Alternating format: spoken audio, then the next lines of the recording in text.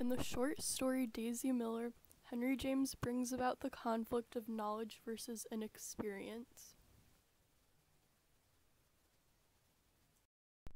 The conflict is first seen when Winterbourne first encounters Daisy and views her as proper and innocent.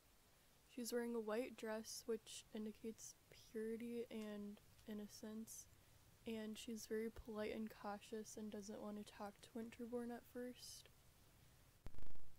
Winterbourne admires Daisy because she's inexperienced, and he is also inexperienced because he doesn't know much about her, which he views as a good thing because it allows him to be more entranced by her and curious about who she is.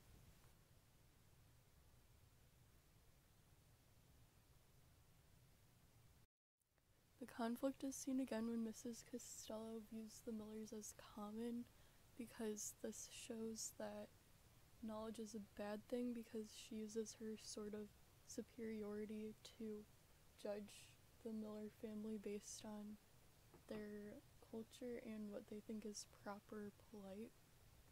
Mrs. Costello thinks the Millers are uneducated, don't know how to behave properly, and therefore inexperienced because they don't know what they're doing wrong, which is good because they're oblivious and don't have a problem with doing things wrong and being criticized for it. And that's a picture of a town in New York, which is representative of how the Millers have little knowledge of what's outside of their hometown.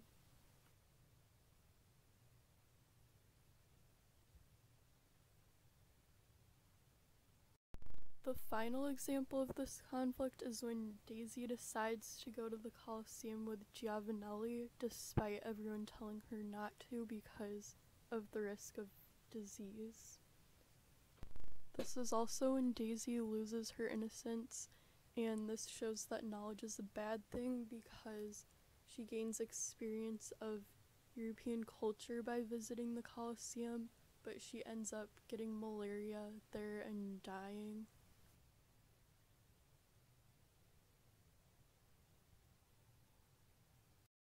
In The Catcher in the Rye, there are also examples of the knowledge versus inexperience conflict, like when Holden is seen to idolize Jane because she keeps all of her kings in the back row when playing chess as protection, which makes her innocent.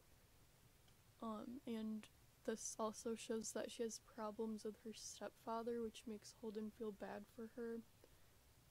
And he basically idolizes her because she's pure and can't deal with her father by herself, which also makes her weak.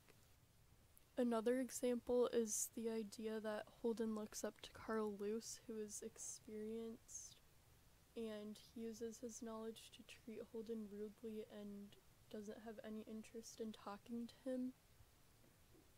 And this shows that knowledge is evil because it brings up the idea that intelligent people look down on those who aren't as smart and don't want to help them.